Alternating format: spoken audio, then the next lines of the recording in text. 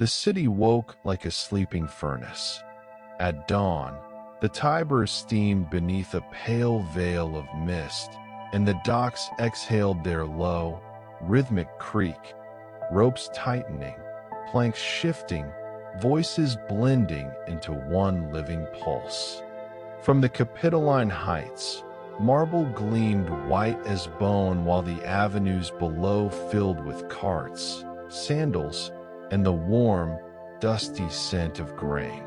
Rome, at once divine and bureaucratic, splendid and burdened, carried its power not just in monuments, but in invisible weights, the weight of tribute owed, of grain delivered, of sickness quietly spreading through crowded insulae.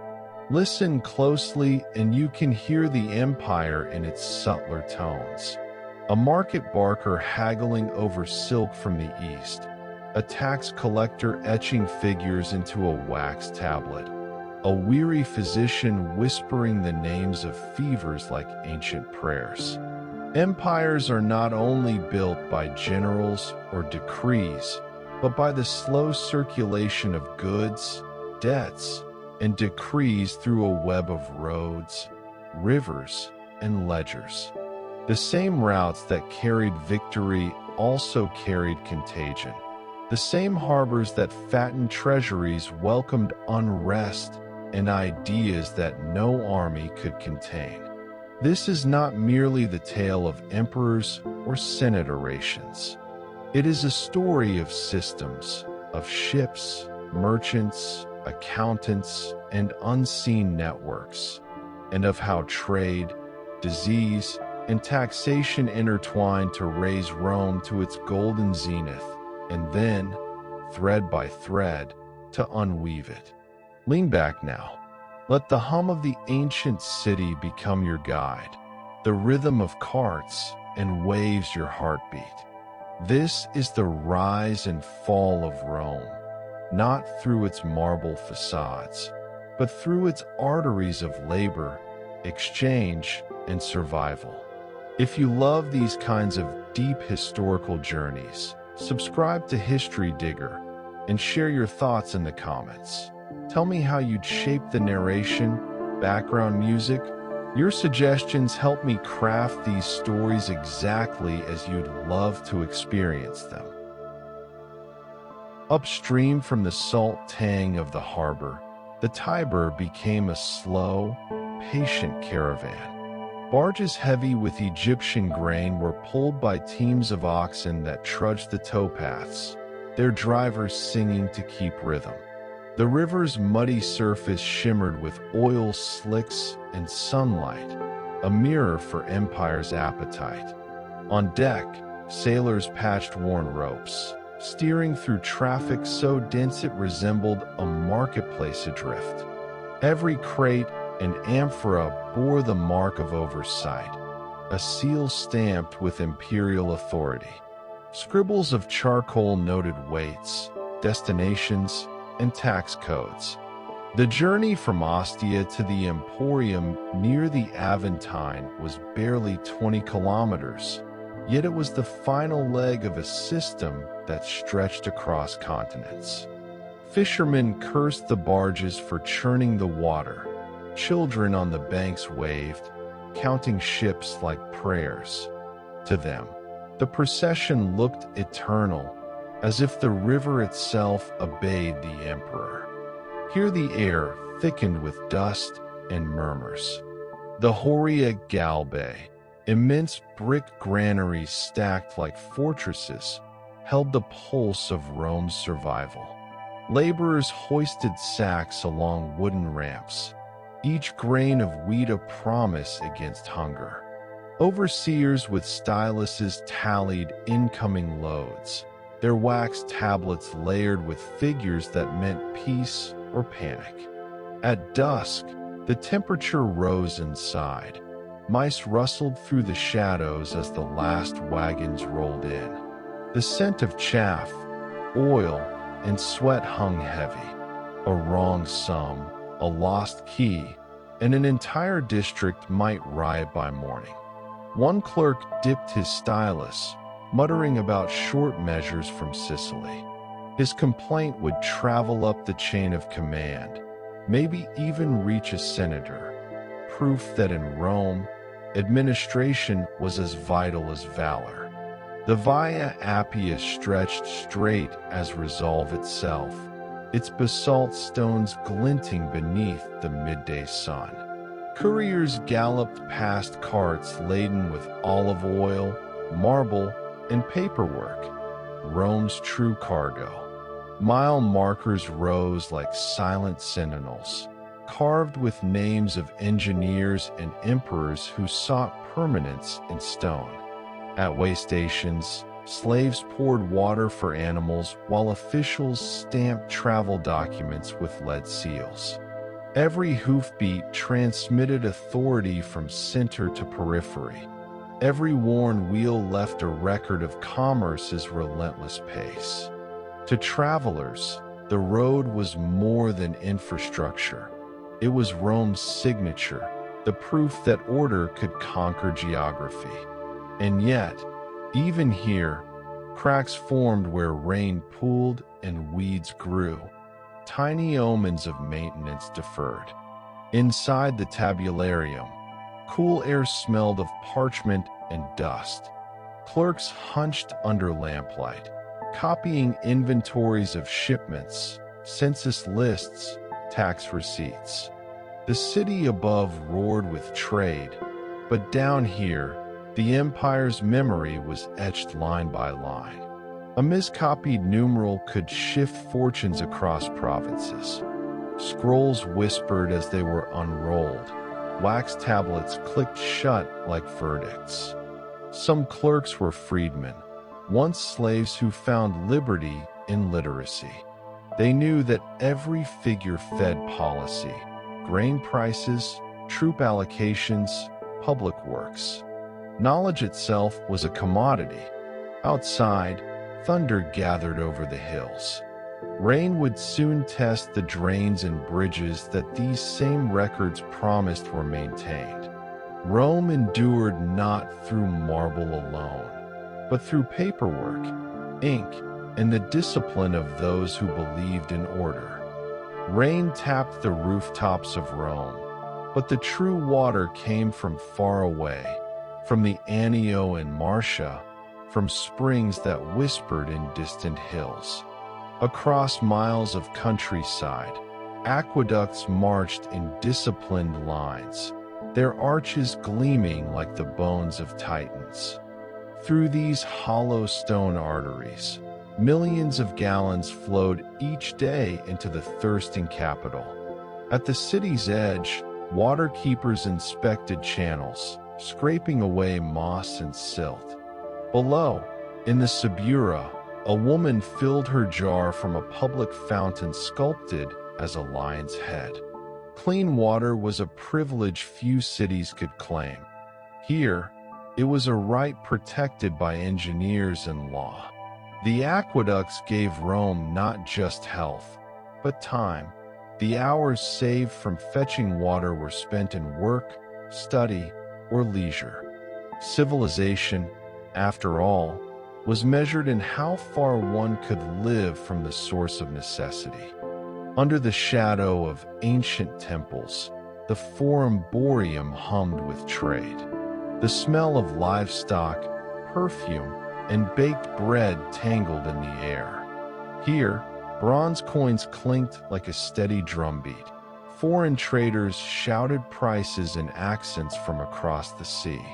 A merchant from Hispania displayed jars of olive oil beside Egyptian glass. A Gallic potter smiled as Roman matrons examined his wares. Trade was not chaos, but choreography.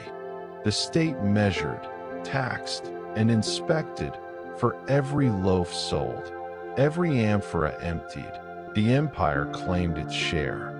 Yet amid the clamor, there was also humanity. Gossip over fresh figs, laughter when a price was too bold, children darting through legs chasing pigeons. Commerce, for Rome, was a mirror. It reflected its diversity and its dependence. A city that ate daily from 100 provinces was bound to all of them by invisible threads of obligation. Along the Tiber's quays stood the headquarters of the Corpus Navicularium, the guild of shipowners. Inside, voices murmured over scrolls and accounts. These men were neither senators nor slaves, but something in between. Citizens who carried the empire's daily weight.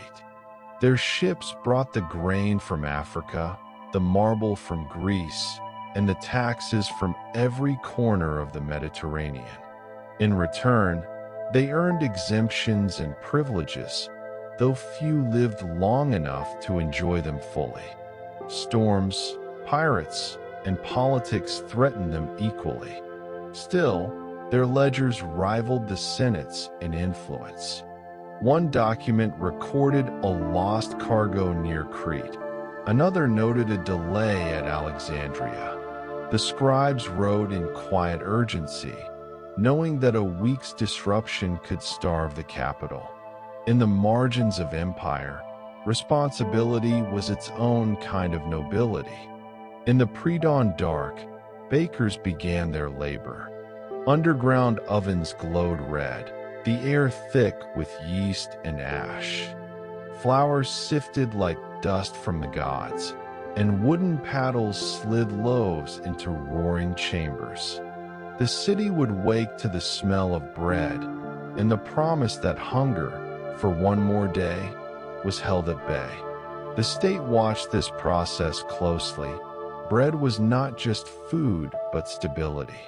Prices were regulated, weights inspected, and each bakery bore the mark of its district. Even rumor of shortage could send the Subura into turmoil. A baker wiped sweat from his brow, thinking not of politics, but of precision. One handful too little flour, and he might face punishment. Yet in every loaf, there was pride, a small, daily miracle that kept Rome's multitude in harmony. Behind heavy bronze doors, molten metal glowed like captured sunlight. The Roman mint was both factory and temple, where trust took tangible form. Workers poured liquid silver into molds. Others struck coins with iron dies engraved with imperial faces. Each clang echoed authority, a promise that the emperor's word could buy grain, pay soldiers, and build roads. Inspectors weighed every coin, testing purity with careful hands. But already, whispers spread that silver content was falling, the edges duller than before. Debasement was a quiet disease, spreading unnoticed until confidence faltered. A young apprentice pocketed a coin, his first day's pay, unaware that centuries later, these discs would tell archaeologists more about Rome's health than its monuments ever could. Money, after all, was history in miniature. Inside a horium, Rome's great warehouse, dust shimmered like gold in stray beams of light. Men hauled sacks of grain taller than themselves, their bare feet crunching through spilled kernels. Each sack bore a mark, a province, a ship, a date, symbols of an empire in motion. Overseers barked in clipped Latin while clerks tallied the endless flow, their wax tablets filling with names, quantities, and destinations. But behind the efficiency, something darker moved. Rats, hidden beneath the grain piles, feasting on empire's lifeblood. Their quiet scurrying went unnoticed, their presence the shadow of a problem that would one day strike far beyond the warehouse walls. At Ostia, the sea's breath mingled with human ambition.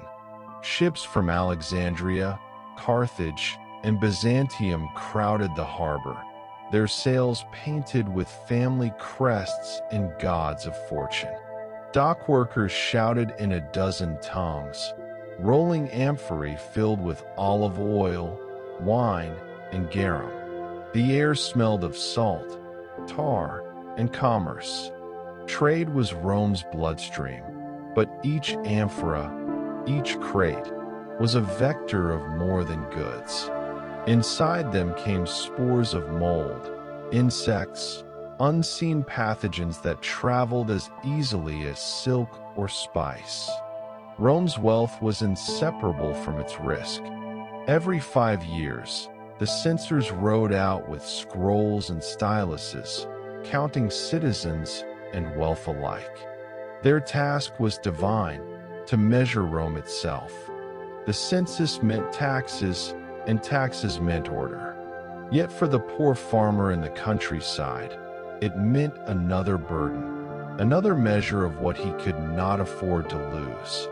Under the shade of olive trees, peasants whispered complaints that never reached the Senate. Each tally mark in the censor's book was both a number and a sigh, the sound of distant exhaustion echoing through marble corridors. In a quiet insula near the Subura district, a physician tended to a fevered child. The father, a potter, begged for remedies. The doctor murmured words of Galen and Hippocrates, tracing the air with a bronze probe. Outside, the street bustled, oblivious to the invisible war of infection. The physician knew this illness was no omen, but something older and more patient. Rome's heart pulsed with millions, and in every crowd, every bathhouse, every shared cup of water, the seeds of decline found new soil. At dusk, a scribe sat before a stack of ledgers, his lamp flickering over columns of numbers. Each figure represented a ship unloaded, a tax paid, a life somewhere affected. His hand trembled from fatigue, yet he continued, because Rome's greatness was built not only on conquest, but on calculation. Outside, the streets glowed with torchlight, but in this small room, the empire's pulse beat in ink and silence. Tomorrow, more ships would dock, more taxes would be weighed, and the balance would tilt ever so slightly toward the future collapse. The granaries were temples of survival. Every handful of grain stored there had crossed seas and deserts, carried by traders, taxed by governors, prayed over by peasants. Grain was the empire's quiet god, feeding soldiers, senators, and beggars alike. But the balance was fragile. A single failed harvest in Egypt could ripple through every street of Rome.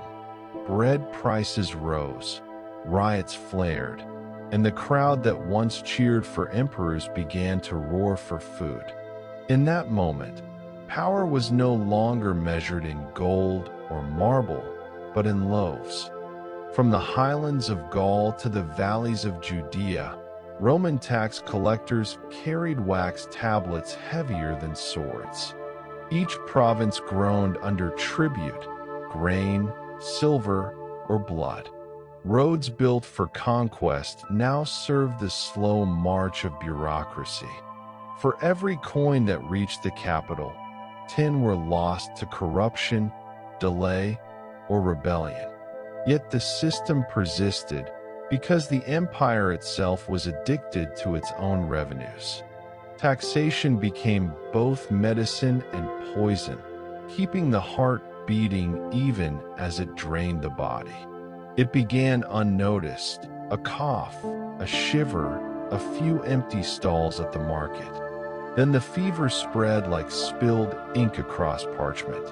Temples filled with offerings, physicians whispered contradictions, and smoke rose from pyres by the river. Merchants hesitated to unload ships. Senators debated whether to flee. The invisible enemy traveled faster than legions, mocking Rome's walls and borders. For the first time, the empire looked inward and saw how connected and how vulnerable it had become. Along the Appian Way, cracked stones bore the weight of centuries. What once thundered with legions now echoed with caravans of refugees, sick and desperate, seeking safety in towns already dying. The roads had carried glory, now they carried memory. Each milestone became a gravestone, each in a whisper of what Rome had been. Yet still, carts rolled, messengers ran, merchants risked the journey, because even decline must be delivered. Night fell over the city. In a quiet office near the Forum, a single accountant lit his lamp and opened the day's final scroll. Numbers blurred before his tired eyes. Losses, shortages, debts. The parchment trembled as if alive, as if it knew what history was beginning to write. Outside, Rome still roared. The baths, the taverns, the theaters. But beneath the surface, something subtle had shifted. The invisible empire of ledgers, contracts, and ships had begun to decay. The decline would not come with fire, but with silence. The Roman world stretched like a living map. Britain's cold marshes on one edge, Egypt's blazing delta on the other. Each province was a promise.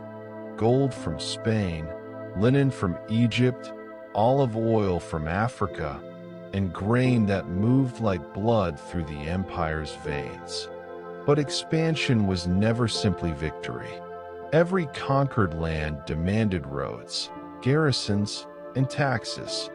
What looked like glory on parchment became a slow, grinding machine in reality.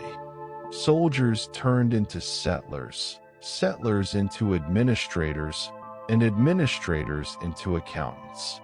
Each border pushed outward was another weight added to the heart of Rome.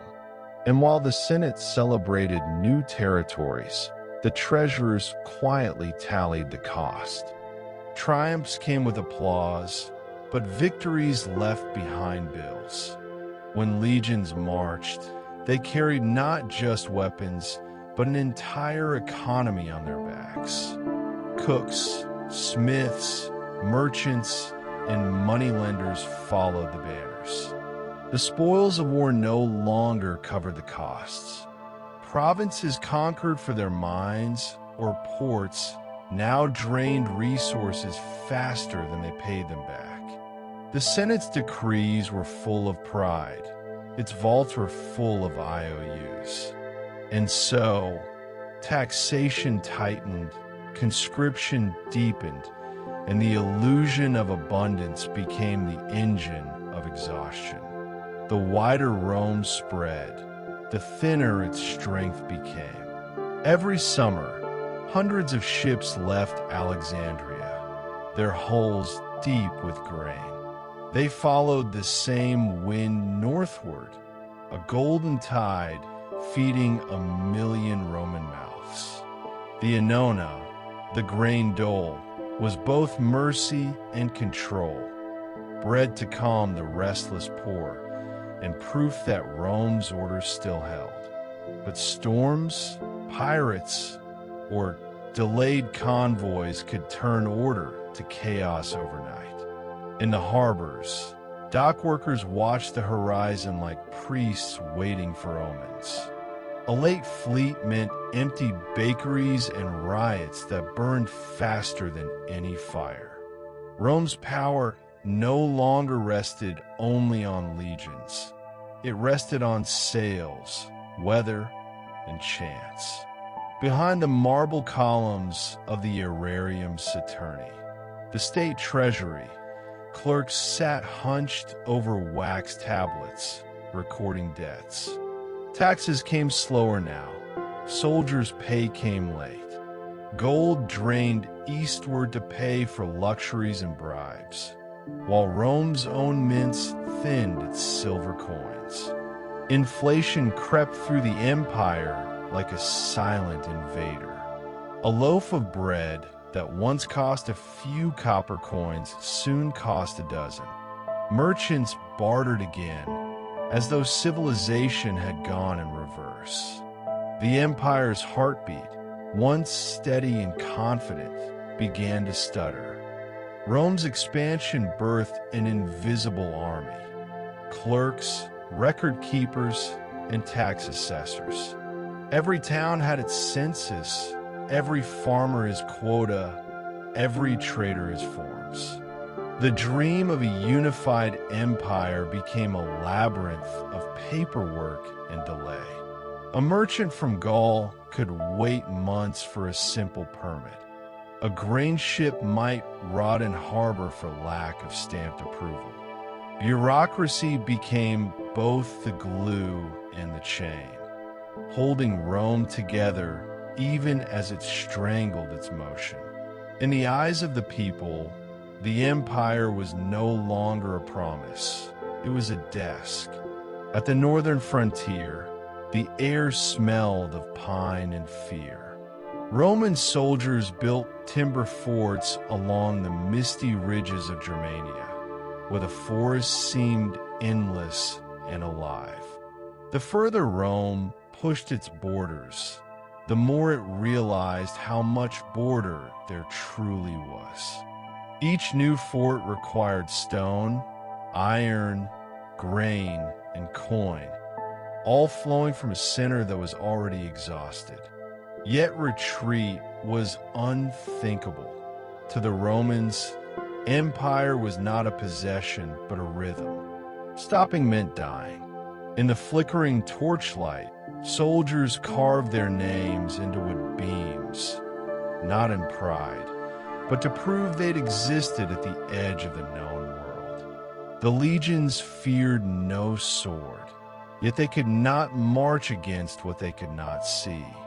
In the barracks of the Rhine and the alleys of Antioch, disease traveled quietly.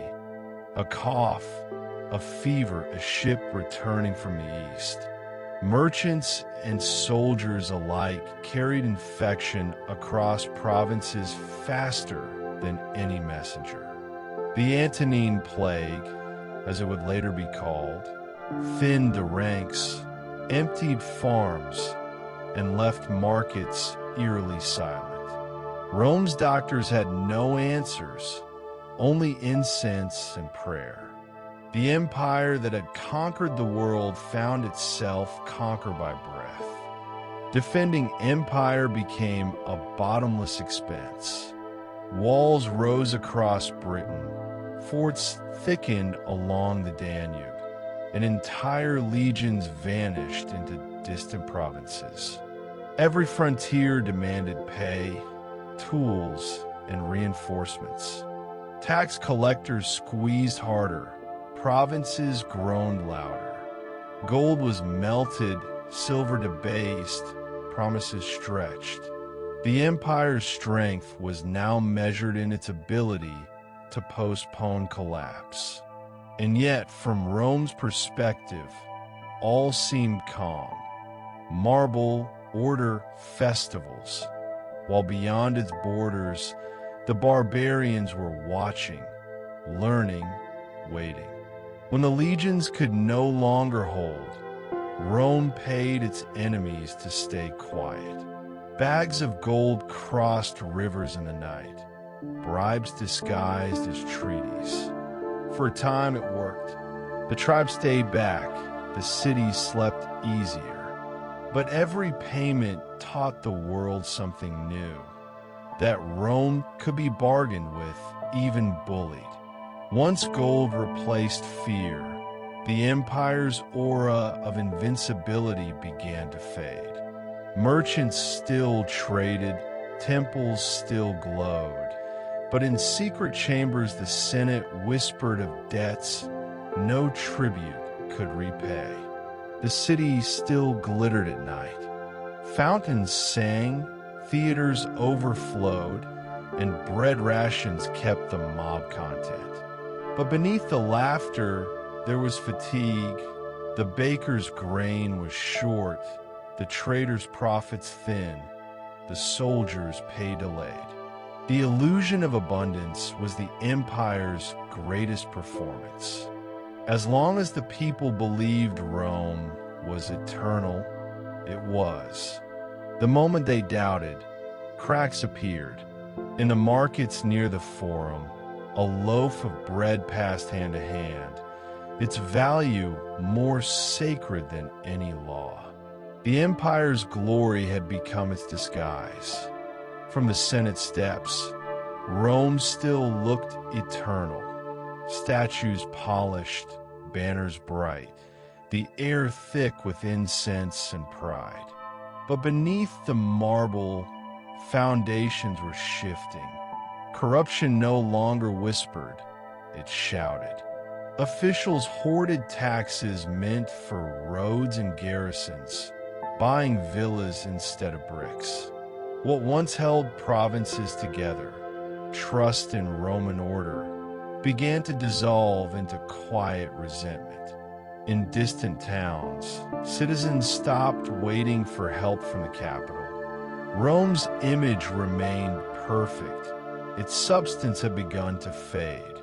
The denarius had once been the empire's promise, silver bright, emperor's face clear. Now it was a ghost of itself. Each new minting held less silver, more alloy, until even the poor refused the coin that once ruled the world. Merchants weighed coins instead of counting them. Soldiers demanded payment in grain. Inflation spread faster than plague, eroding savings, marriages, and trust alike. Rome had conquered half the known world, but could no longer conquer its own economy. What began as a few scrolls of decrees became mountains of rules. Tax exemptions, levies, trade restrictions.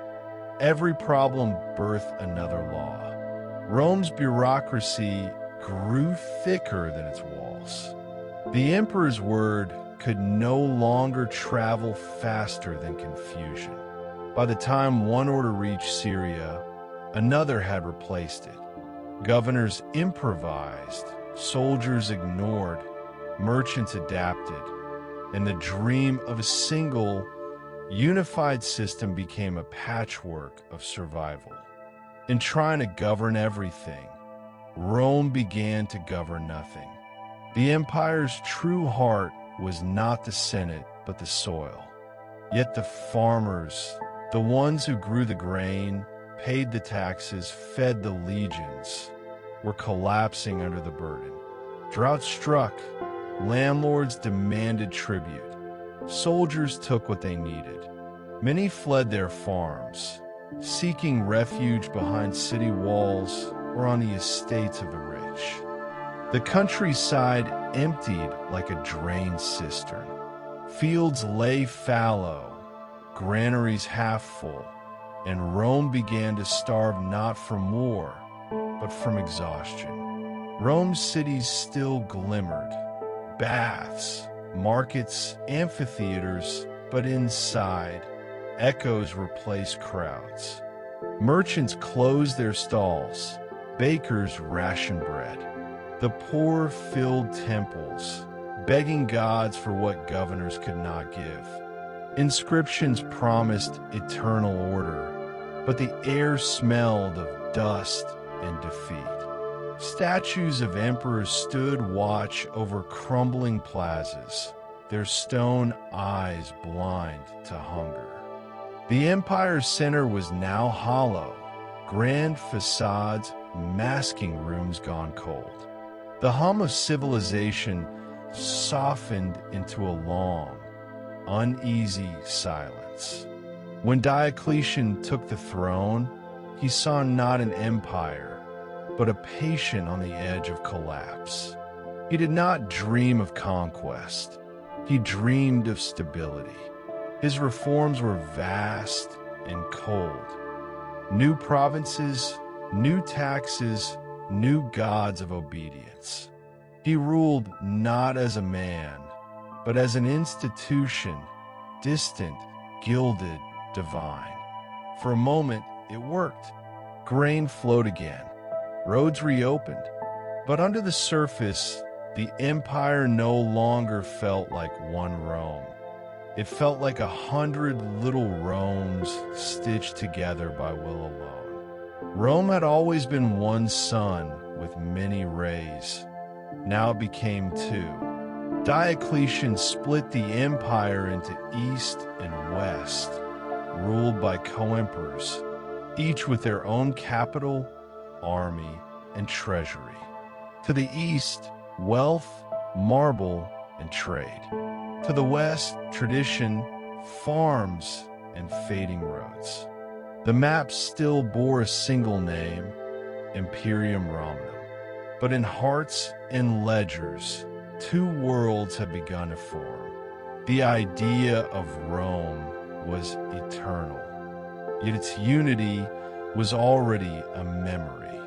On the shores of the Bosporus, a city was reborn, Byzantium, renamed Constantinople. Constantine the Great saw in it a new Rome, facing sunrise instead of sunset. Its harbors filled with ships from every sea. Its churches gleamed with mosaics that shimmered like stars. Here, Rome's power found a new body, stronger, cleaner, closer to trade and spirit alike. And though the emperor still called himself Roman, the language of destiny had shifted eastward. The empire's pulse now beat in Greek. Along the Rhine and the Danube, forts that once roared with discipline now echoed with wind. Barbarian tribes pressed closer, not just to raid, but to settle. Farmers abandoned fields too dangerous to plow. The Roman legions, stretched thin, could only watch the borders fade into forests and fog. What had been the edge of the empire became the beginning of something else. A shadow realm where Rome's authority melted into myth. By the 4th century, Rome stood as an old lion, still feared but tired. Visigoths, Vandals, and Huns gathered like thunderclouds beyond the horizon. Trade faltered, taxes soared, loyalty weakened.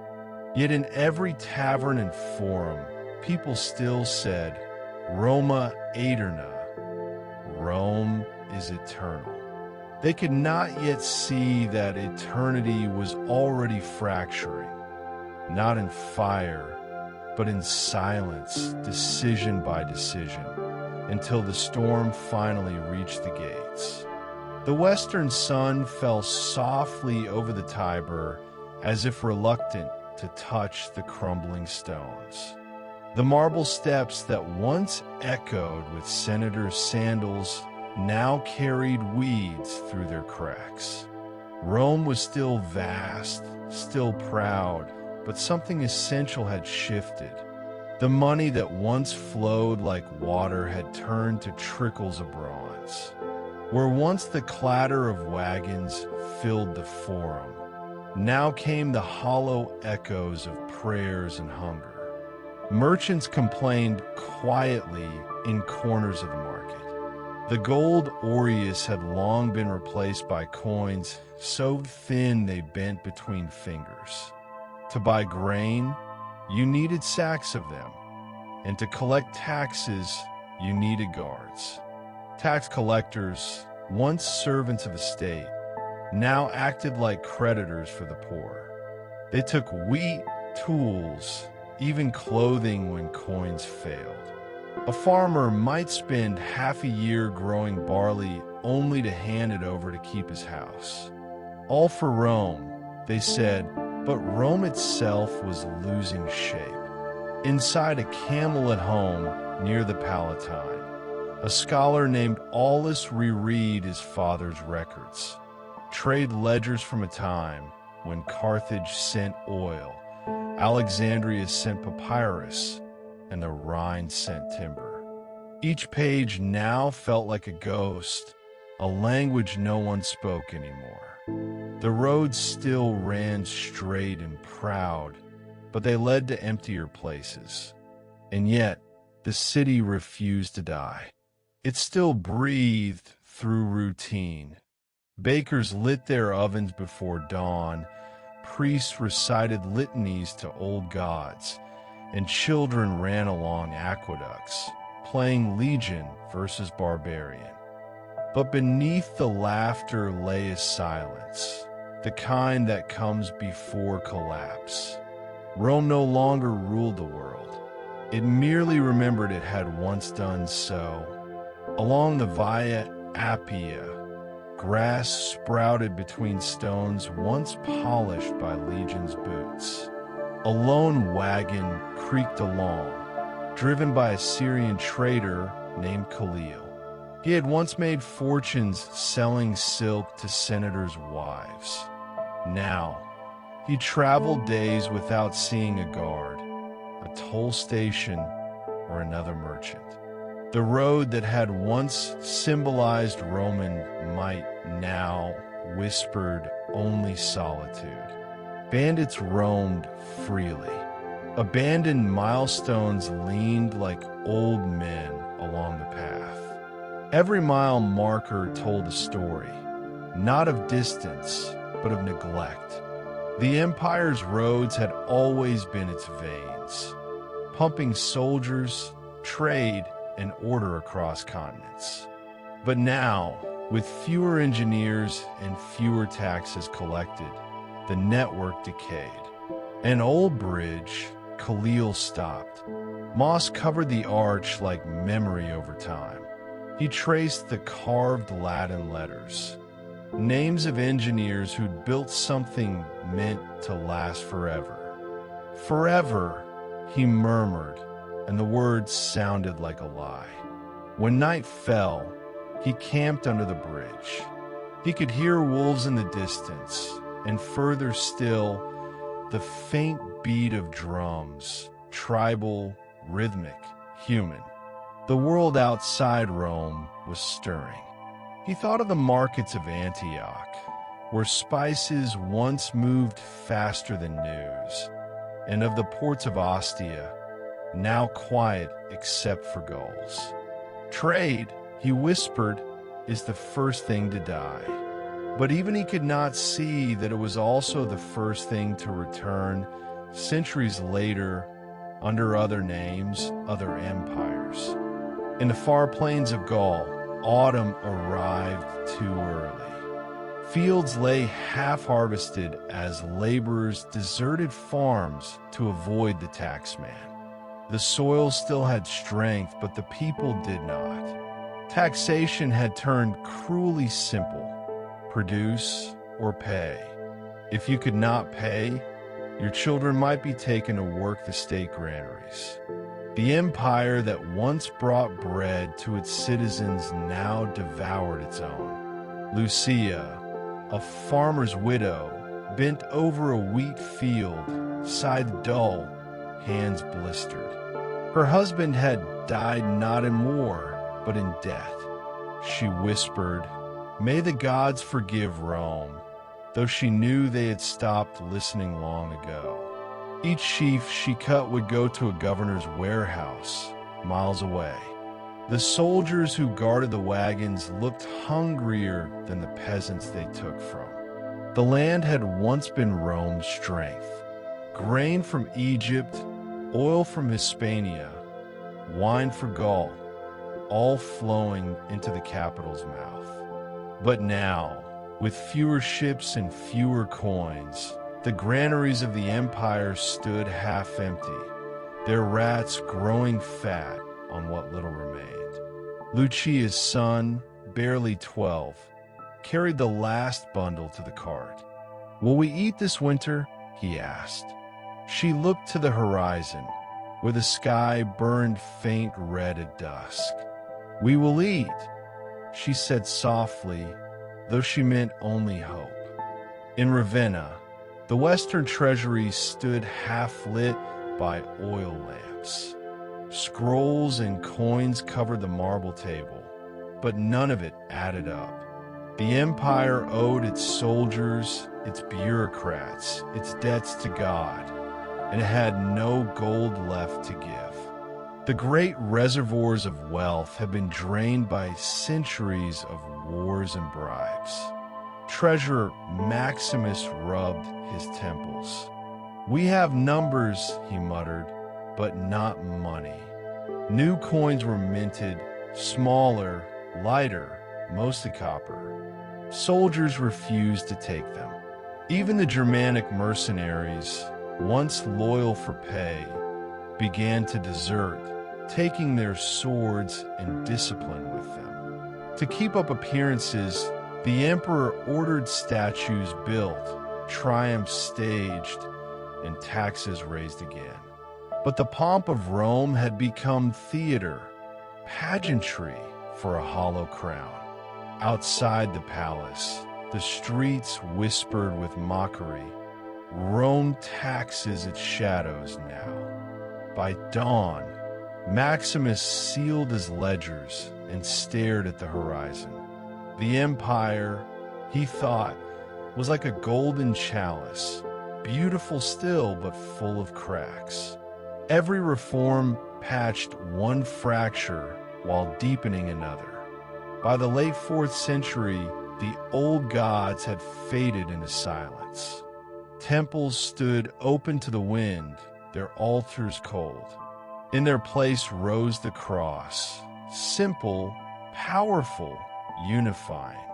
Christianity had grown from persecuted sect to imperial faith, and with it came new kinds of loyalty. The empire, once bound by conquest, now found unity in creed. Bishop Ambrose of Milan preached before soldiers and merchants alike. Rome will not fall, it will transform. His words echoed across provinces, offering spiritual comfort where gold and law had failed. The poor found in faith what the state could no longer give, hope. But not all embraced the change. Statues of Jupiter were smashed by zealots. Old rituals vanished overnight. In this great spiritual shift, the empire found renewal and division. When the eagle of Rome stood beside the cross, they looked harmonious for a moment. But soon one would have to bow. The northern wind carried the scent of wood smoke and iron. From beyond the Rhine, a tide of people moved, not armies in formation, but families in migration. Carts, children, and warriors trudged through mud, their eyes fixed southward. The Visigoths came not to conquer, but to survive. Behind them, the Huns burned villages into silence. Ahead of them lay the empire that had once called itself eternal. When they reached the Roman frontier, they found gates closed and guards uncertain. Rome had treaties, papers, and words for ally, but little food to spare. The hungry do not wait for permissions. Across the Danube, thousands crossed at night. The empire, vast and tired, barely noticed at first. But by the time it did, the frontier had become a river of refugees. Farmers along the border awoke to strange accents in their fields. Soldiers refused to fight without pay. Governors pleaded for reinforcements that never came. The great machinery of command, orders, stamps, seals, moved slower than the human tide it tried to stop. In a small village near the river, an old veteran named Marcellus watched the torches on the northern hills. He remembered when the legions stood row by row, their shields like sunlight. Now he saw only flickers of firelight and heard songs and languages Rome never learned to fear. He whispered to his wife, "It is not invasion, it is overflow." By dawn, the horizon glowed red, not from sunrise, but from burning fields. The summer of 378 baked the Balkans in dust.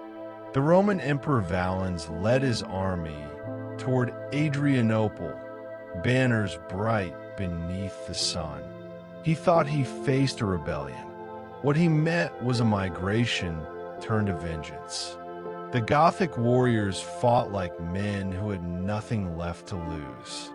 Their wagons formed a wall, their women guarded supplies, and from behind the hills came cavalry. Not Roman, but Gothic horsemen trained by the very empire they now defied. The battle lasted hours, though the defeat took moments. Arrows darkened the sky, and Roman lines folded like parchment. Valens fell. No one knew where or how. The empire had lost not just an army, but its illusion of control. Word of the disaster spread slowly, then all at once.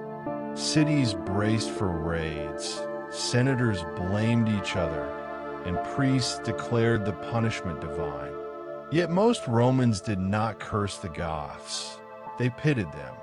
Both conqueror and conquered were victims of hunger and bureaucracy. After the battle, a young Gothic boy found a Roman shield half buried in dust.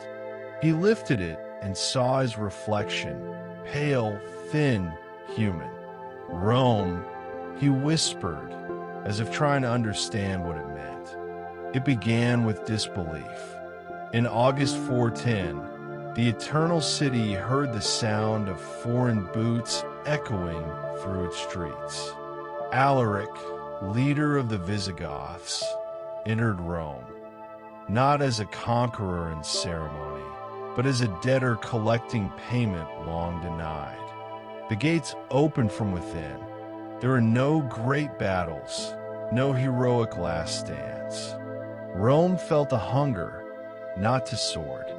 For 3 days, the city that had ruled the world was plundered, gold taken from temples, jewels from statues, bread from tables. But even in the chaos, there were limits. Alaric ordered churches left untouched. The sack was brutal but strangely reverent, as if even the invaders could not believe what they were doing. An old senator, hiding in the ruins of his library, heard chants rising from the streets. The gods have fled. Yet in the distance, bells from a Christian basilica still rang. To some, it meant the end of the old world.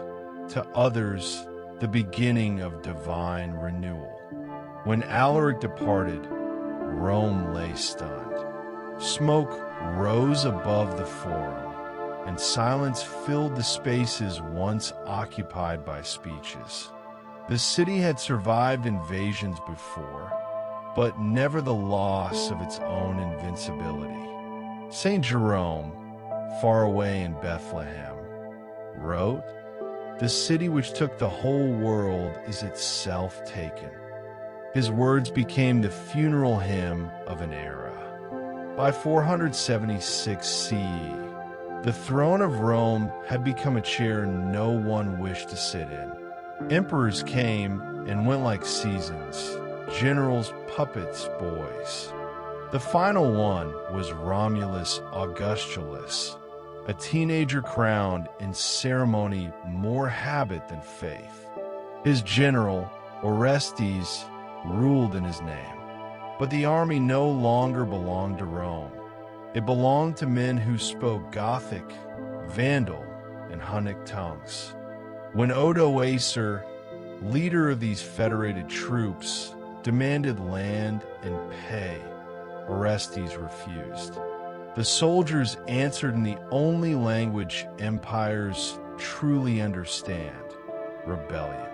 They stormed Ravenna, the last capital of the West. Orestes was executed. The boy emperor was spared, sent into quiet exile. Odoacer sent the imperial insignia to Constantinople with a simple message: there is no need for two emperors. The Western Roman Empire was over, not with a roar, but with a courier's letter. In a farmhouse outside Ravenna, the wind rattled shutters as a mother told her child, "You were born Roman." The boy asked, "What does that mean?" She had no answer. The dawn after Rome's fall was strangely gentle. No trumpets, no screams. Only the ordinary sounds of a changed world. Bakers still baked. Farmers still plowed. The empire had ended, but life, stubborn and unromantic, continued.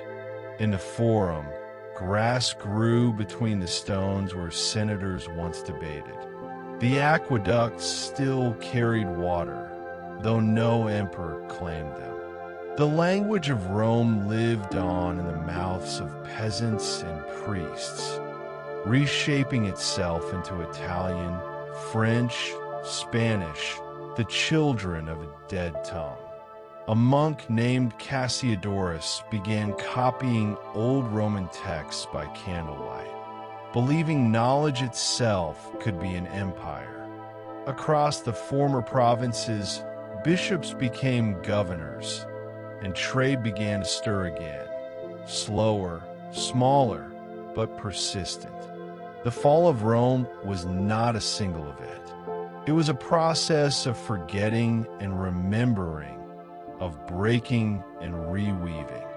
The Western world inherited her ruins, her laws, her roads, and her idea that order could be built from chaos. As twilight fell over the empty Colosseum, the wind moved softly through the arches. To anyone listening closely, it almost sounded like applause for a civilization that had burned bright enough to leave a permanent glow. They said all roads lead to Rome, and indeed, they did. Beneath the sandals of millions lay a design so vast it stitched an empire together. Imagine 1,000 years of footsteps, iron chariot wheels, and hooves polishing volcanic stone until it gleamed like glass.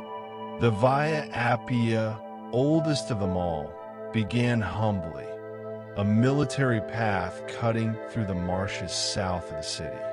But soon it became the spine of commerce, carrying olive oil, wine, marble, and grain from Campania to the capital. Surveyors, the agrimensors, measured by sun and cord.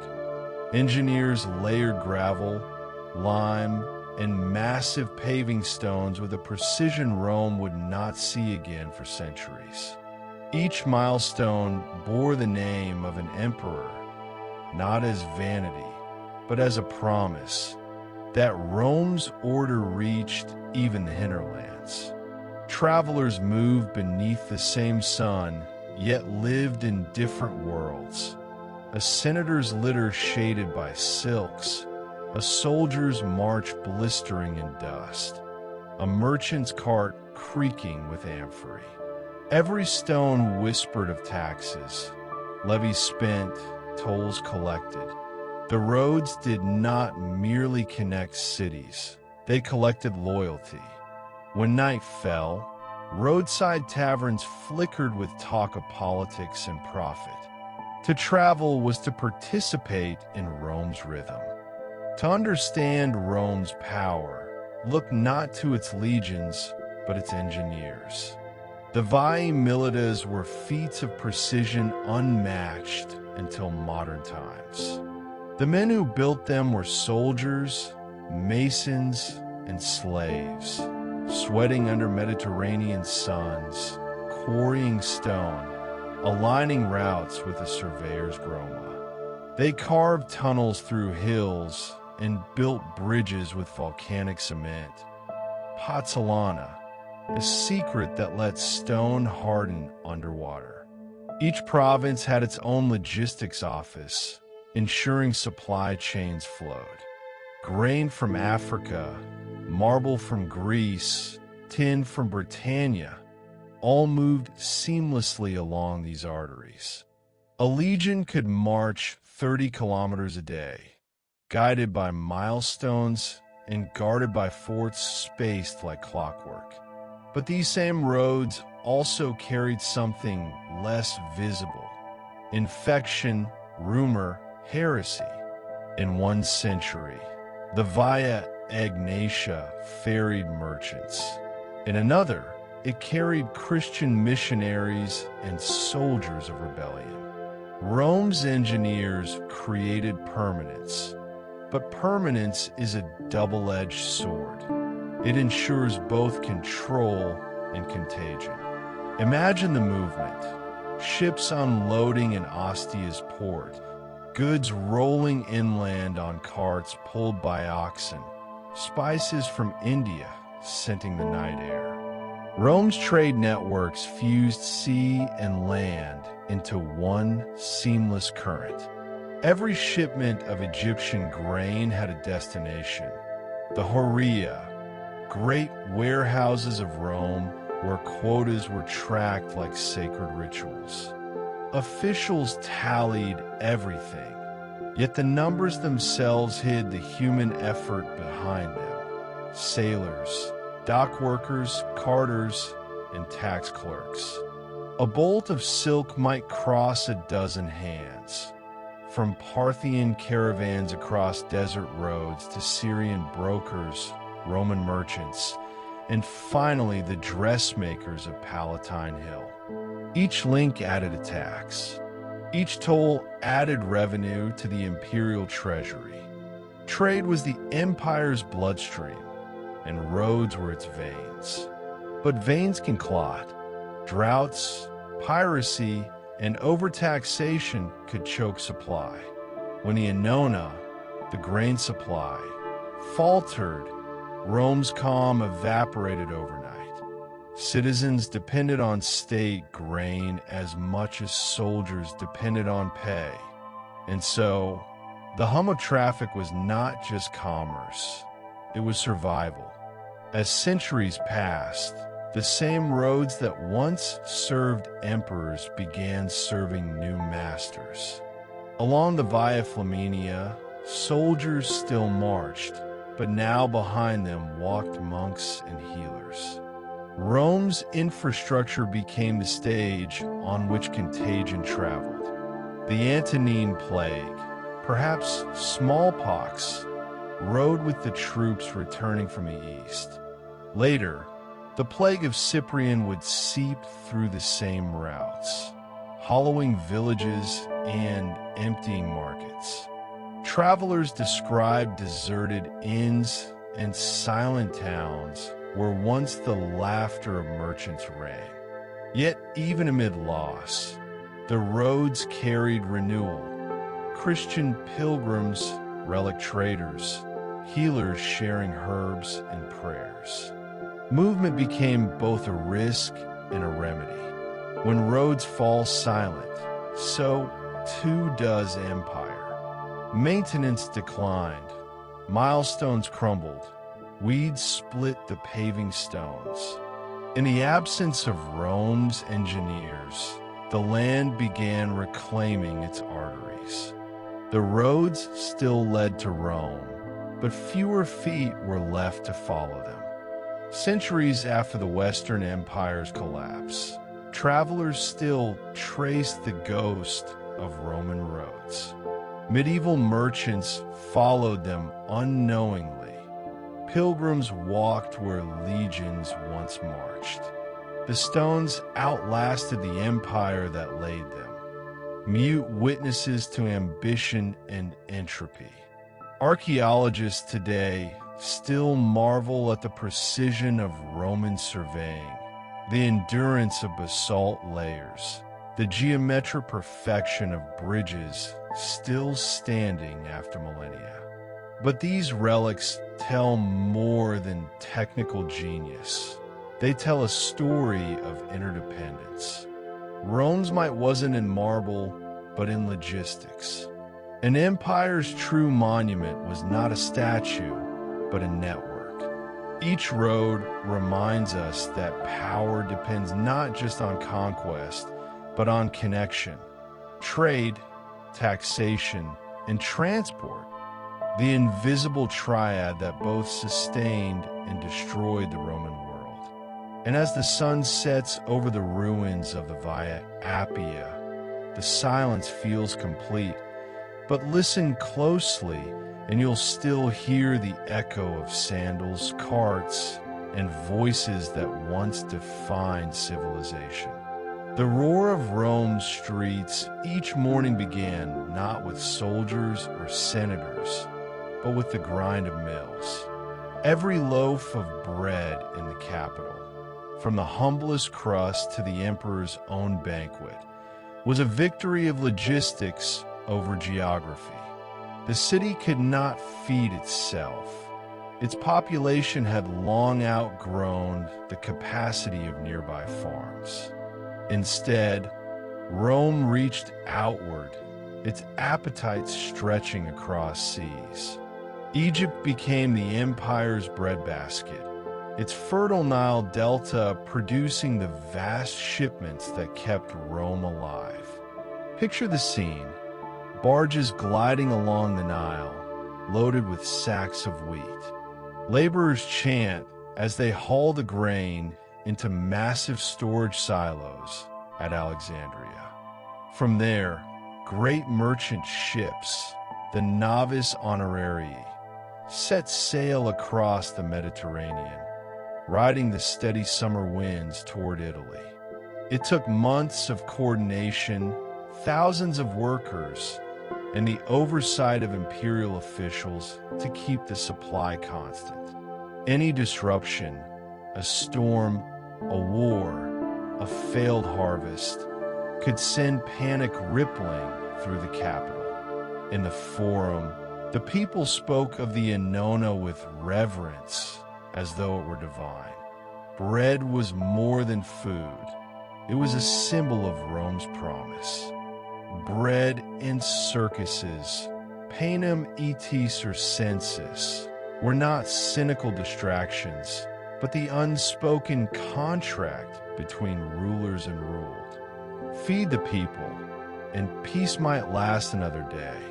The flow of grain was so vital that emperors built entire fleets for it. The Classis Alexandrina, Rome's grain fleet, became the empire's quietest army, not of swords, but of sails.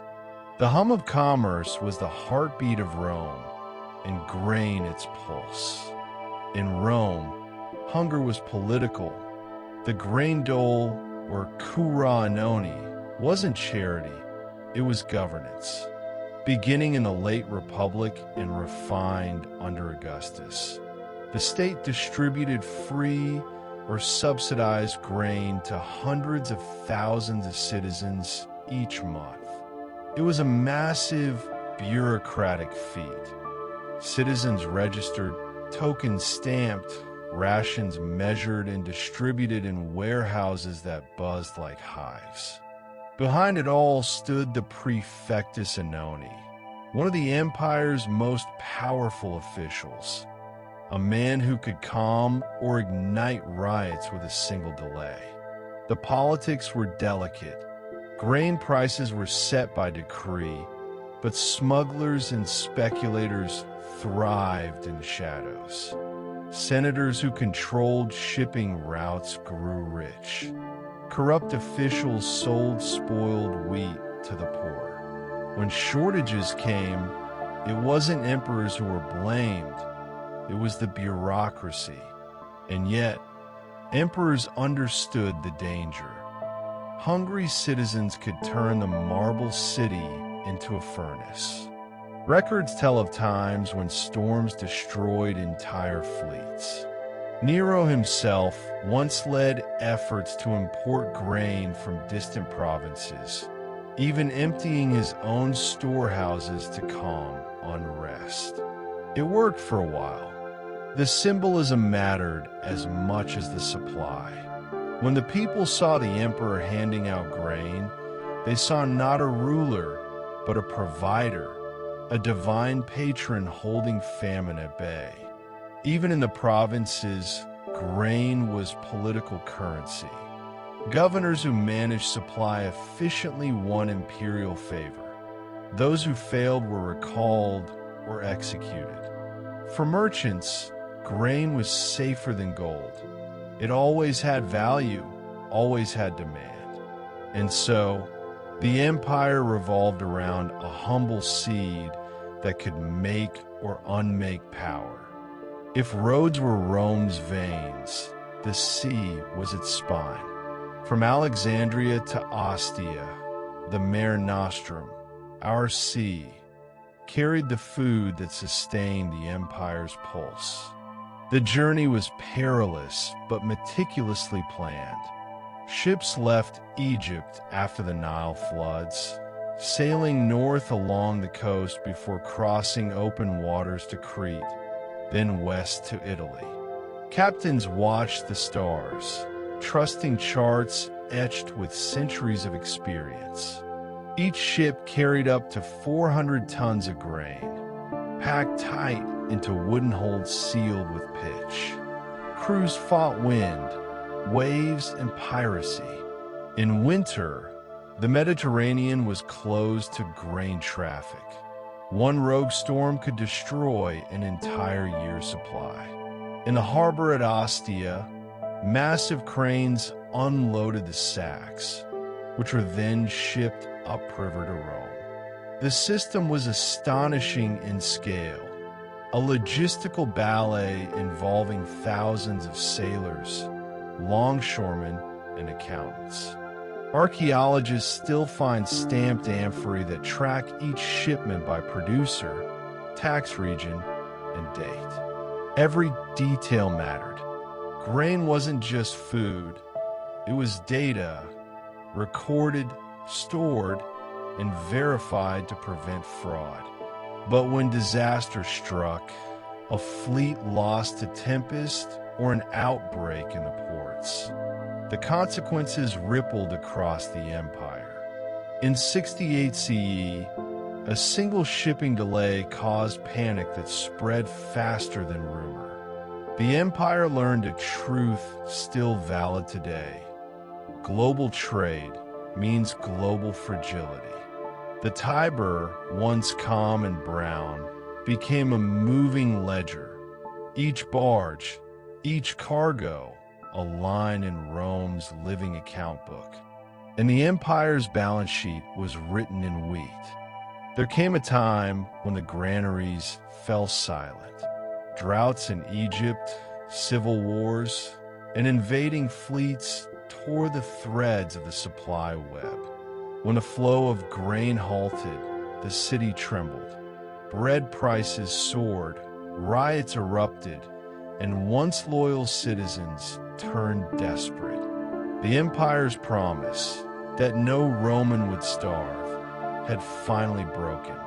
Historians trace the empire's decline not only in battles lost, but in the empty stomachs of its people. When supply collapsed, so too did faith in imperial competence. The vast warehouses of Ostia stood half-filled, their floors layered with spoiled grain. River traffic dwindled. Merchants sought safer routes elsewhere, to Constantinople, to Carthage, to the new centers rising from Rome's fading shadow. The collapse of the grain system was both cause and symptom. Taxes rose as administrators tried to compensate. Farmers abandoned fields. Estates fell to ruin. The empire's economy, once fed by abundance, began to cannibalize itself. The city that had depended on bread became a ghost of hunger. And yet, in the ruins of its supply chains lay the memory of something extraordinary, that for centuries, a vast and diverse people had been linked by the simple miracle of a loaf of bread. Rome's genius wasn't just conquest, it was coordination.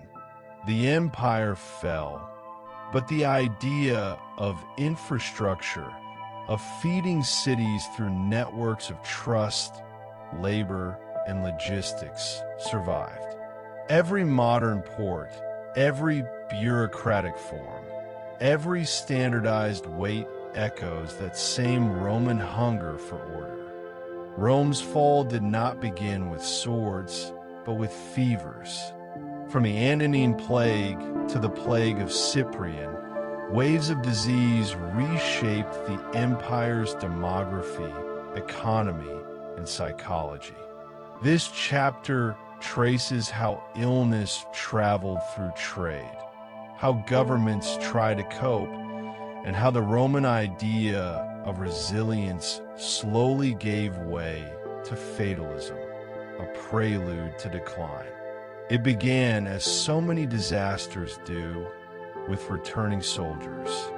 In 165 CE, Roman legions marched home from the eastern campaigns against Parthia. They carried with them spoils, gold, silks, incense, and something unseen, a fever that burned through lungs and skin alike. The Antonine Plague, named later for the ruling dynasty, may have been smallpox or measles. To those who lived through it, it was simply the wrath of the gods. Within months, the disease spread from Syria to Egypt, from Gaul to Hispania. Cities choked with trade, and travelers became perfect breeding grounds. Physicians, even the famed Galen, could only describe symptoms: pustules, delirium, exhaustion. Temples overflowed with offerings, but the prayers went unanswered. Estimates vary, but millions perished. At its height, the plague killed thousands each day in Rome. Yet beyond the human cost was a deeper wound.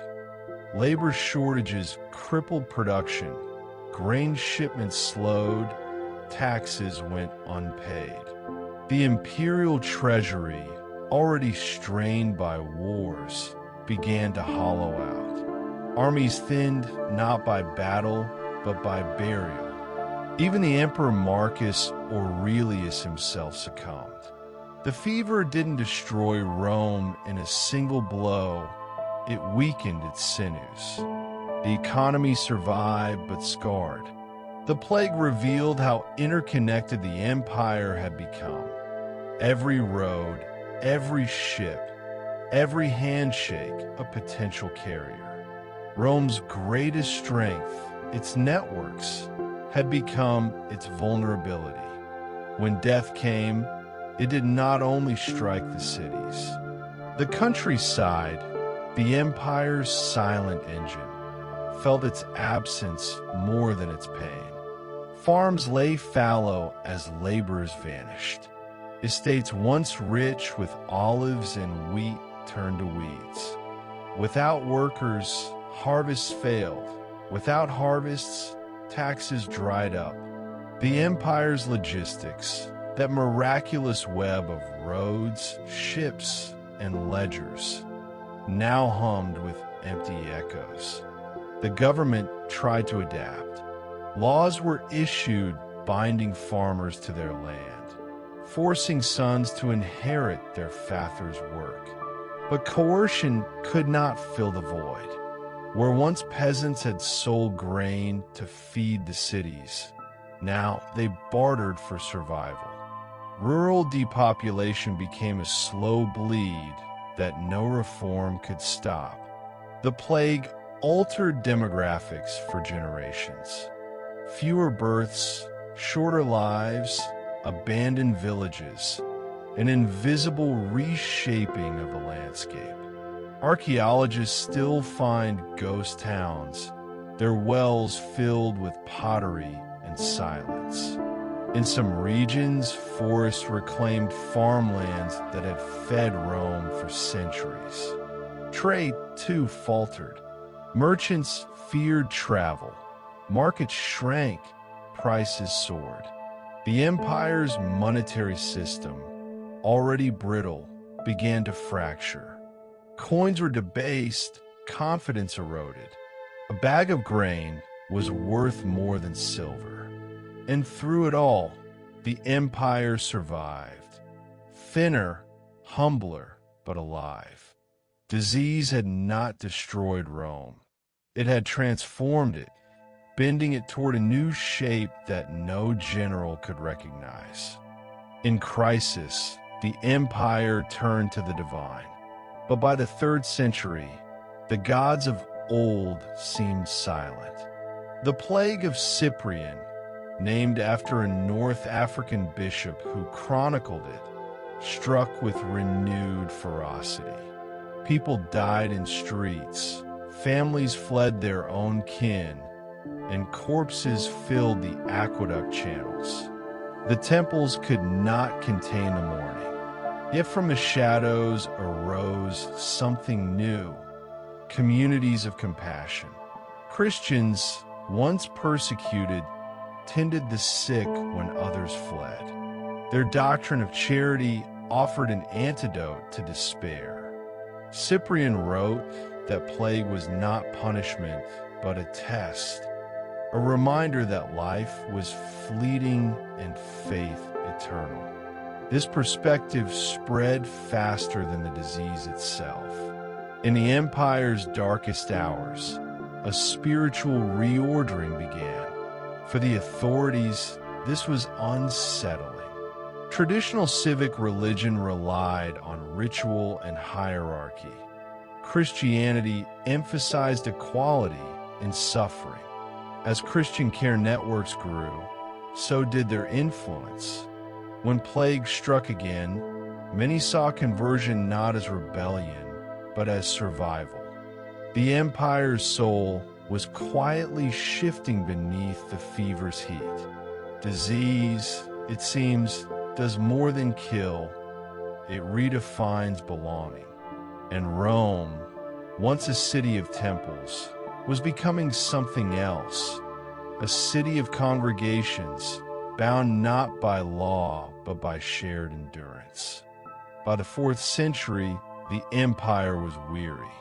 Centuries of trade, conquest, and contagion had left invisible fractures. Population shrank. Tax burdens grew heavier on fewer shoulders. The rich fortified their villas. The poor crowded into shrinking cities. Rome's once thriving ports slowed, their cranes rusting above silent docks. Administrators struggled to maintain the illusion of control. Census rolls thinned. Armies recruited from distant provinces filled the gaps left by Roman-born soldiers. And through it all, new diseases flickered, not as cataclysms, but as reminders that the body of empire was aging. The economy became local, self-defensive. Gold no longer flowed easily from one province to another. Bureaucrats taxed what they could touch. The grain fleets sailed less often. Even in the imperial capital, the food doles dwindled. Historians later called this period decline, but for those who lived through it, it was simply adaptation, a quieter rhythm, a reduced ambition. The empire did not fall overnight. It exhaled. Yet in that exhalation lay the beginning of something else. From the ruins of roads and aqueducts, from the ashes of plagues, Europe's medieval world would rise. Smaller, slower, but strangely resilient. Rome's ghost would live on in its laws, its language, and its lesson that even the mightiest civilization is only as healthy as its connections. Disease was the silent emperor of Rome. While generals conquered lands, invisible armies of microbes conquered bodies, cities, and entire centuries. From the Antonine Plague to the Cyprian Plague, waves of sickness reshaped labor markets, faith, and even taxation. This chapter explores how illness exposed the fragility of Rome's logistics and social fabric, and how the same trade routes that enriched the empire also carried its undoing. It began quietly, as most great devastations do. Somewhere in the eastern provinces, in the grain ports of Egypt or the bazaars of Syria, a fever took hold. The year was around 165 CE, and Roman soldiers returning from campaigns in Parthia carried home not just plunder, but an unseen passenger, the Antonine Plague. Within months, it spread along the empire's arteries, the very roads and ships that once carried prosperity. In Alexandria, dock workers collapsed mid-shift. In Rome, temples overflowed with supplicants. Physicians had no name for it, only descriptions: fever, ulcers, the smell of death. Marcus Aurelius, the philosopher-emperor, faced an empire gasping for breath. Military units thinned, tax rolls dwindled. The logistics that sustained bread for the city faltered. In the silence between coughs, you could hear an empire reconsidering its immortality. Trade was Rome's bloodstream, and in its veins flowed death as well as wealth. Grain ships from Egypt, olive oil amphorae from Hispania, and silks from Syria came with more than goods. They carried fleas, rats, and human breath. Each dock became a relay point, each ledger a record of unseen contagion. Merchants still traded, for hunger and profit were stronger than fear. In the capital, the Tiber quays stank of rot and incense. Magistrates debated quarantines, but feared halting trade, for the city would starve without Egyptian grain. The empire's dependence on its own network became its curse. To cut a route was to wound the body that fed it. Disease rode the same currents as commerce, spreading civilization and ruin with equal grace. The plague's toll was counted not in corpses alone, but in the empty hands that once worked. Farms lay untended, villas turned silent. In cities, the price of labor soared, and slaves, once abundant, became precious. Where there had been 5 workers, there was now 1, and he demanded triple wages. The fiscal machine strained. Taxes fell short, but imperial expenses grew as armies and grain still had to be paid. In response, Rome improvised. Tax remissions were granted to dying provinces. Recruitment laws were bent to fill the legions. The empire that had seemed eternal now revealed its dependence on the ordinary, the farmer, the porter, the sailor. Without them, even marble crumbled. The disease had unmasked the machinery of empire. It was human, fragile, and mortal. When medicine failed, belief filled the gap. In the streets of Rome, pagan priests burned endless offerings, while small Christian congregations nursed the sick offering a new explanation for suffering, that it was not punishment but passage. Out of death grew community. Converts increased not from miracles, but from compassion. Meanwhile, imperial priests tallied sacrifices as if counting debts to gods gone silent. The Antonine and later the Cyprian plagues turned religion into public policy. Emperors sought divine aid even as treasuries drained. For the people, survival became spiritual arithmetic. One loaf, one prayer, one more day. In sickness, Rome learned something profound, that no road, army, or tax could buy peace of the soul. No census could capture the scale. Towns reported losses of a third, some half. The imperial grain, Annona, shrank as fewer hands harvested the Nile's gifts. Tax collectors, who once feared arrears, now feared infection. Records show frantic orders, reduced levies, extended deadlines, pleas for manpower. The empire's bureaucracy, so proud of its order, found itself chasing ghosts. By the late 3rd century, population decline forced reforms. Land left until was granted to veterans or peasants who stayed alive. Colonist laws bound farmers to their soil, a precursor to medieval serfdom. The plague did not just empty Rome's streets, it rewrote her social code. The great machine of trade and taxation slowed, gears grinding under the weight of loss. Yet from that slowdown would emerge something new, a leaner, more local Rome, struggling to remember its grandeur. By the 4th century, Rome's true enemy was not an army, it was arithmetic.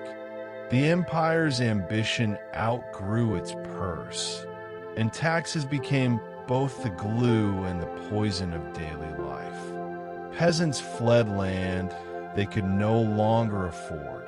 Soldiers were paid in kind instead of coin, and bureaucracy metastasized into a machine feeding on itself. This chapter reveals how Rome's financial scaffolding, so vital to its rise, became the weight that dragged it toward collapse. At its height, the Roman tax system was a marvel of precision and cruelty. From Britannia's tin mines to Egypt's fertile floodplains, every harvest, every trade, every inheritance was measured and owed. Taxes came in 2 currencies, gold for the state, grain for the people. Each province sent what it could, often more than it could afford. Ships carrying tax grain lined the harbors of Ostia like floating promises, each sack marked with an imperial seal. But in the countryside, the arithmetic hurt. Farmers who couldn't meet quotas sold their children into servitude or abandoned fields altogether. The empire's hunger for revenue fed an endless loop. More wars demanded more taxes, which created more rebellion, which demanded more wars.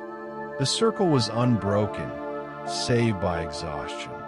The census was not just a count, it was a verdict. Every citizen's worth was measured in tax potential. How many mouths you fed, how much land you held, what trades you practiced. For the state, humanity was a spreadsheet. In distant Gaul and Africa, local elites acted as guarantors, forced to pay taxes when their neighbors failed. Many fled their posts, choosing exile over debt. To survive, the empire created new categories. The coloni, bound to the land, unable to leave. It was taxation that began the transformation from citizen to serf. In villages, people whispered that the empire no longer protected them, it harvested them. Bureaucrats filled scrolls with names. Those names became shackles. Rome's greatness had turned inward, feeding on itself. Silver once defined the Roman world.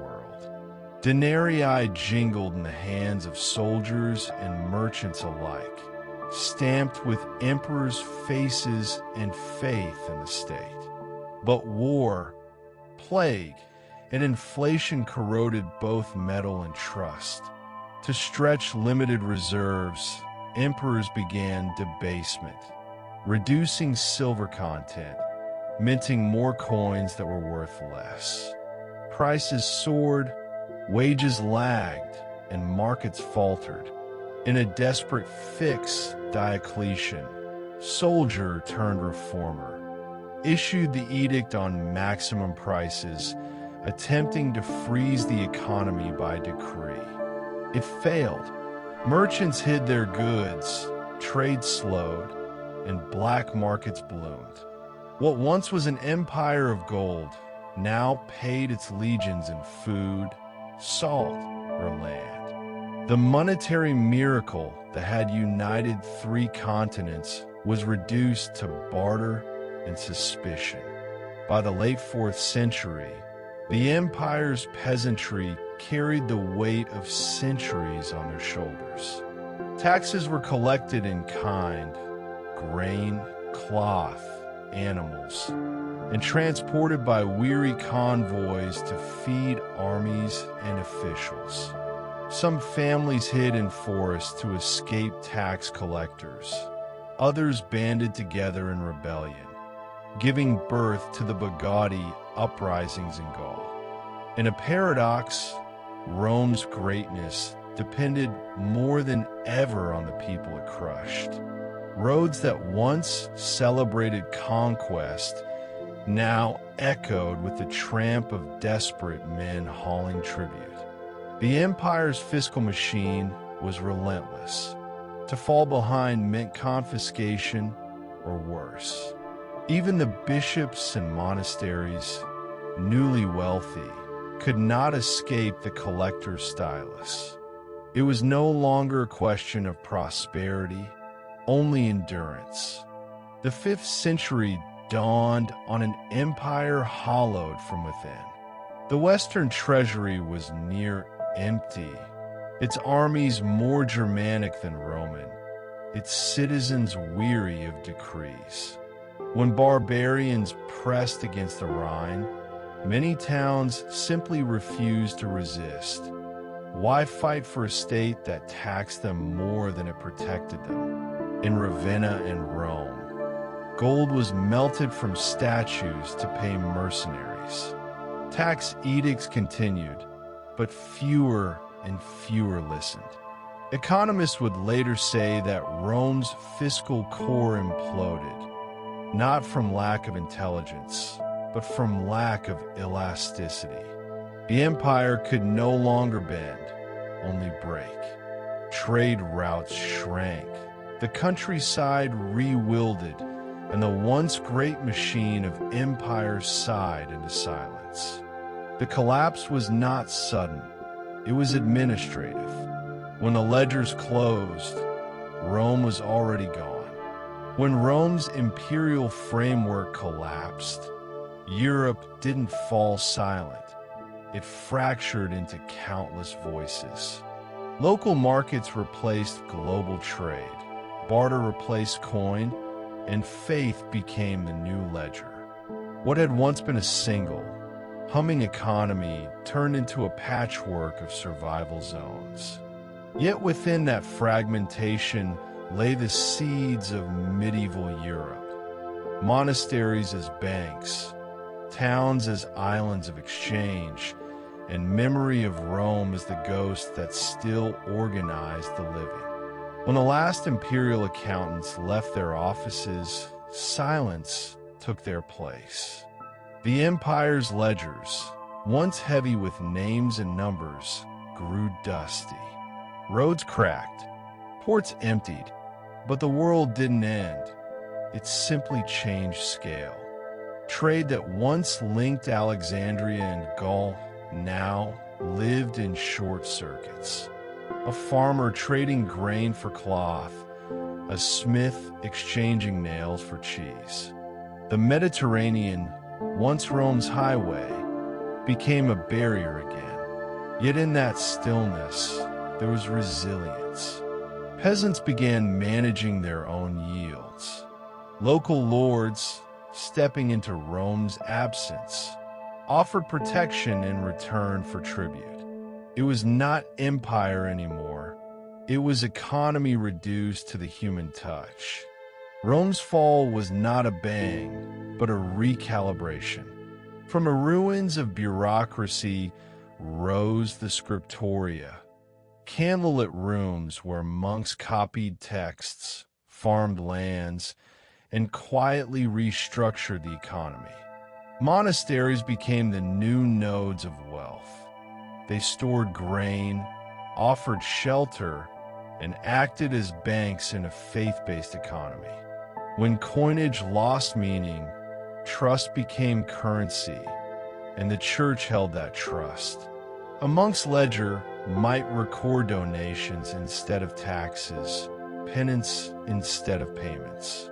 Still, the arithmetic continued, a rhythm Rome had taught the world too well to forget. In Ireland, North Africa, and Italy, the pens of monks replaced the stylus of bureaucrats.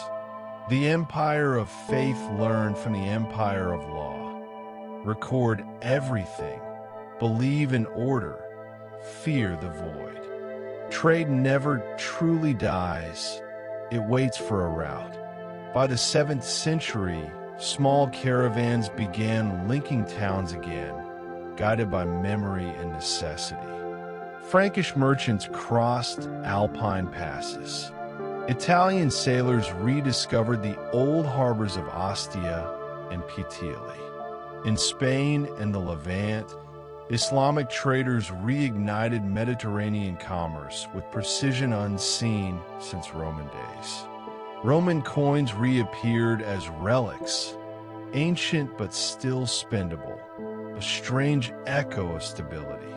In dusty inns, travelers spoke of silk, salt, and glass, materials too precious for subsistence, but too alluring to forget. The rhythm of exchange returned, slower, local, but pulsing with life. Rome was gone, yet its arteries still remembered how to flow. Without Rome's tax collectors or legions, local power filled the vacuum. Lords fortified hills, bishops ruled towns, and peasants sought security under their banners. The economy restructured around loyalty, a feudal contract born of fear and necessity.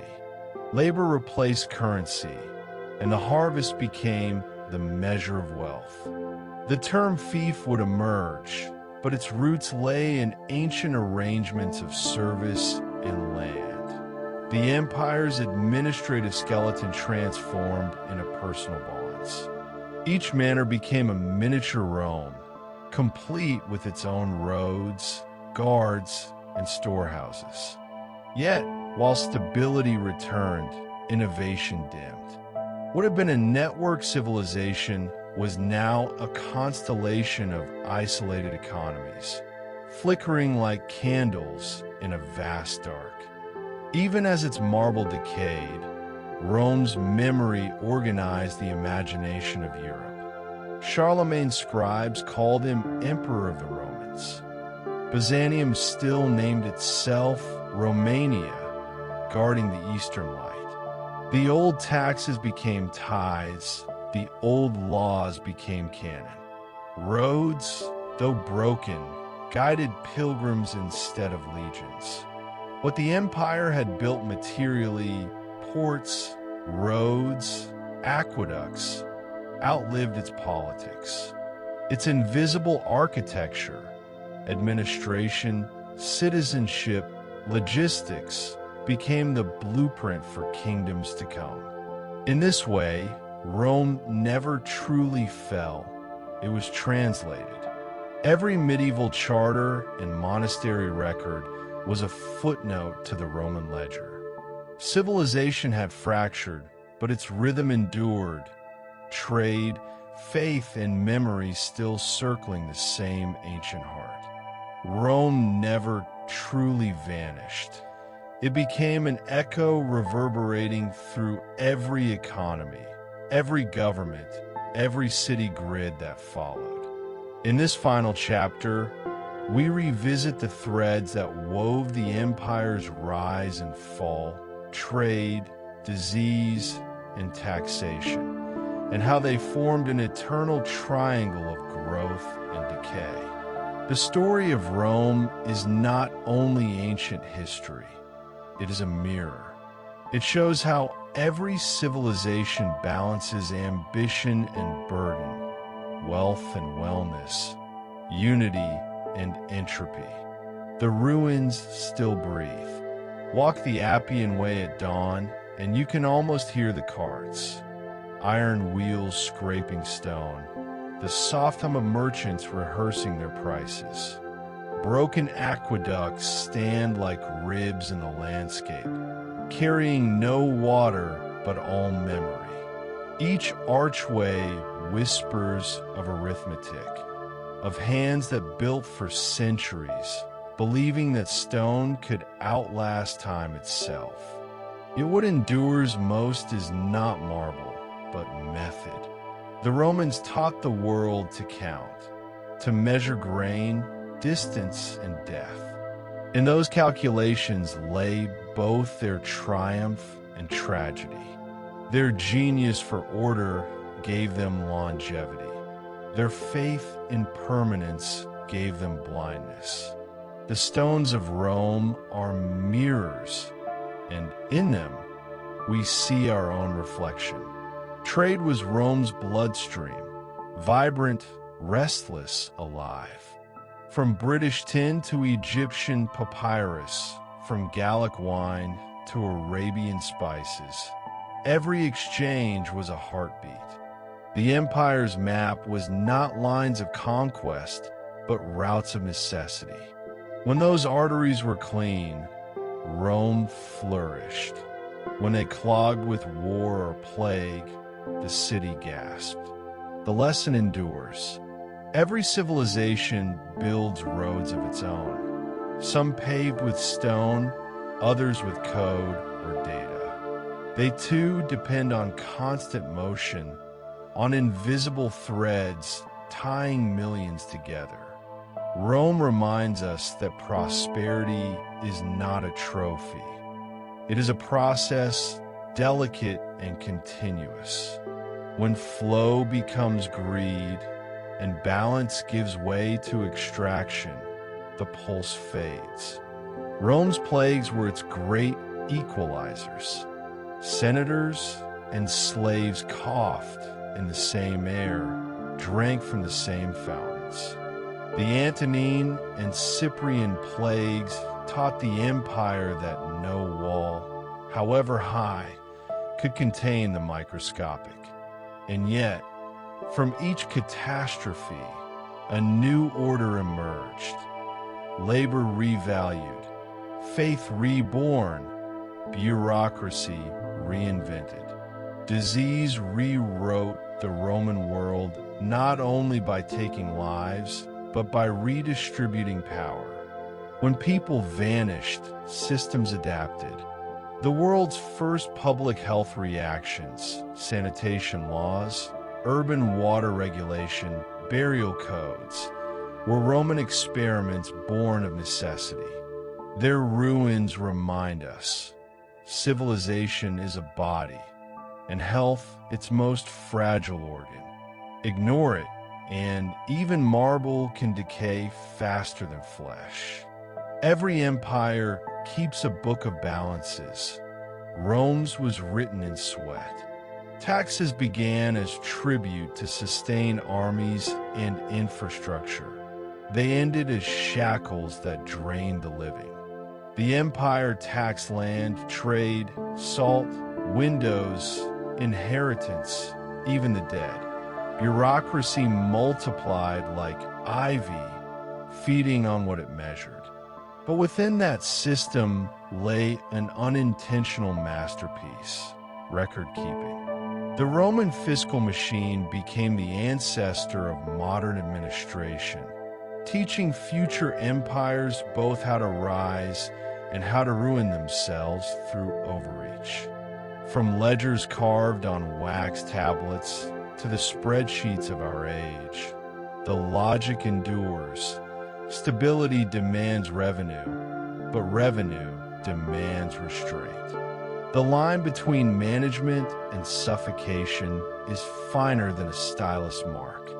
The fall of Rome was not a single moment. It was a gradual dimming, a long twilight of habit and hope. Yet from shadow, Europe, Byzantium, and the Islamic world drew lessons. Build roads, mint coins, count people, and always feed the city first.